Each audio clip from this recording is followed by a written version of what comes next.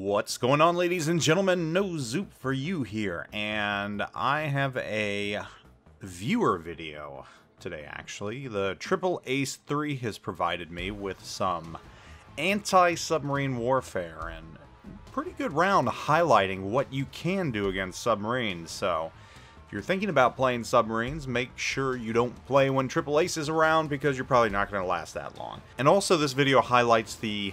well, I won't say there's shortcomings of submarines, but it's not going to be an easy go if you're a submarine. It's not going to be a gimme. So if you're good at anti-submarine warfare, you stand a good chance at really wrecking the days of submariners out there. And I will say that it's kind of ironic that the USS Dallas is out there wrecking submarines. And I think we all know that the Dallas was a 688 attack sub, and it was also featured in Hunt for Red October.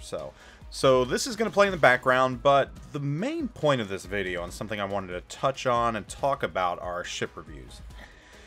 And the reason why I'm doing this is just recently on Facebook and Reddit and all the various forums out there, social media, and likewise, you know, people have been saying things regarding reviews that, you know, community contributors and other people are putting out. And one of the biggest things I've always seen is XCC says that Y ship is OP, I don't find it OP.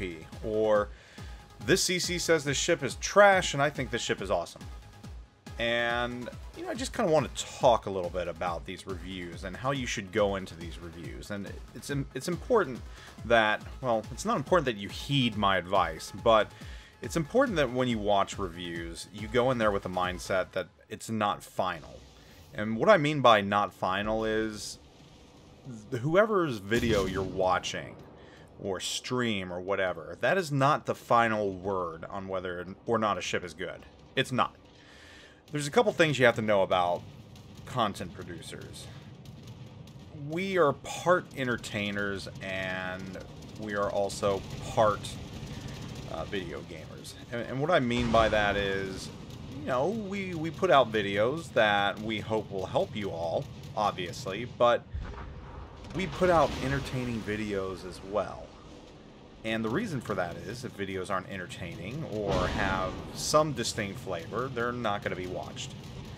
And when you get into that type of thing, then you run into situations like clickbait and things like Russian bias and this ship is OP or this ship is underpowered, and you have extremes.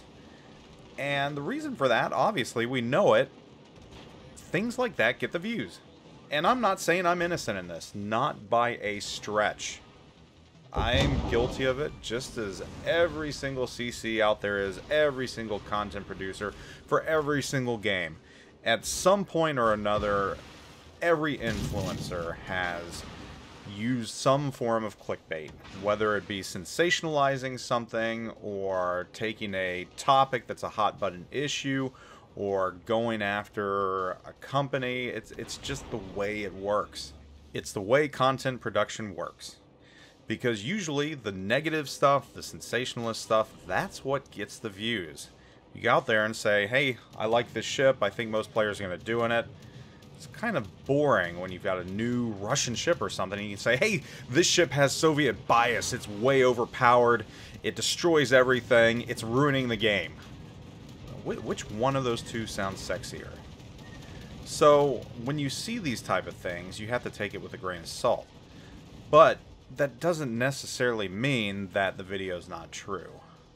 So sometimes you will see things like that, and it's completely accurate for what you're watching.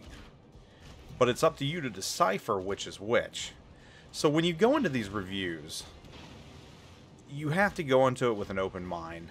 Know that it's not the be-all, end-all, and watch all the reviews you can. Especially if you plan on spending money on a ship. And I get really worried when I do a review on a ship that is going to be spent for money. Because I'm scared to death I'm going to give an opinion that is going to cost someone to pay $60 for a ship that they wind up not liking.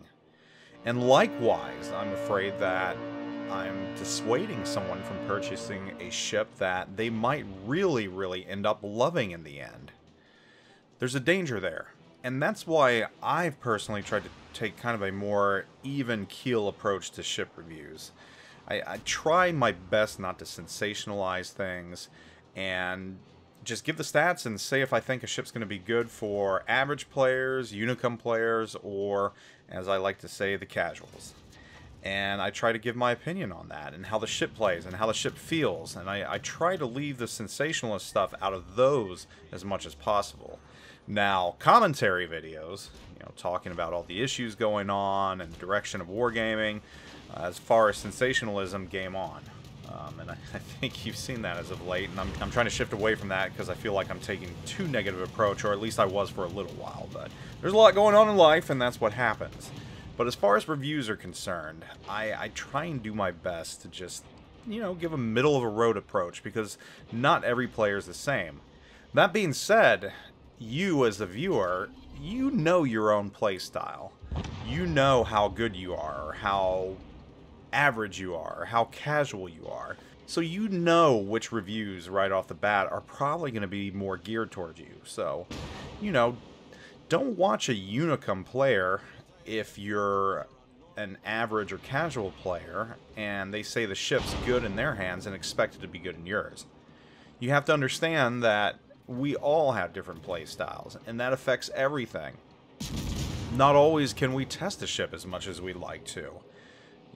That affects our reviews. And it's very easy to cherry pick out of 3 or 4 rounds and present you the best round out of them. And that's a danger too. That's a big danger for us as reviewers. I mean, I could go out there, test a ship, and do absolutely horrible for 4 out of 5 rounds. 60,000 damage in a tier 10 ship, and then all of a sudden on one round I do 200,000 damage. And that's the video that I wind up using, and that's the video that I use to say that, oh my god, this ship is insane, it's overpowered, you have to get this ship, it's going to ruin the game. When the reality is, statistically, this ship might be a little more average or not even that good, and that one round where I did 200,000 damage might have just been a lucky round. And, again, that's dangerous. So you've got to take everything with a grain of salt as well. So the bottom line with ship reviews is, every time a ship comes out, you're going to see tons of them from community contributors and even non-community contributors. As a viewer, my best advice to you would be watch more than one. Don't just take the advice of one individual, no matter how much you like them. If you like my reviews, that's great, and I appreciate it. But I'm not the be-all, end-all, and I play ships differently. I might play ships completely different than another CC, and their take on that ship might be the right one, or the one that plays it better. And my review might be geared towards a more, well, I don't want to say lackadaisical approach, but a more safe approach to playing that ship, when you can be more aggressive in it, and the ship is just built to be more aggressive. So there's so many different factors that go into a ship and how it's played. You have to take all those factors in. And I guess I'm referring not entirely regarding the Nevsky, but it's a new ship that has just come out, and I think a lot of players have seen both sides of the spectrum. The ship is very, very good, or it's not good at all, and players are trying to figure it out right now. And I think I gave my review on it, and I think I at least highlighted it. I don't think I did a review on it. I think I showed it in a video, and my opinion of it is it's a capable ship. I think that a really good player is going to find ways to capitalize off of it. However, I also think that a more casual player is probably going to struggle in it more than some other ships, and probably do a little worse than they normally would in other ships. So that's kind of an even-keeled approach right there, and what I try to aim for. But yeah, that's just one of the most recent ships we've had that has kind of created a varying amount of opinions. I think we've got tons of other ships on the way out that there's going to be varying amount of opinions on. So again, as a viewer, just especially if you're trying to purchase a ship, if it's a ship that you've got to purchase or spend resources on, do your due diligence. Just watch as many reviews as you can to understand all the aspects of that ship.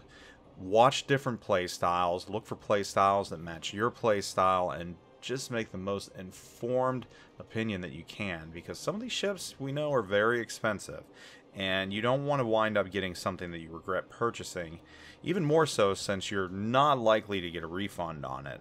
So just be careful. And you know, I've kind of given you some insight to the way a CC works, and influencers in every single game out there. Yeah, we're part showman. Granted, you know, a fair amount of us do want to help, but you know, we're part, well, I guess the best way to call it is infotainment. So that's the way it is.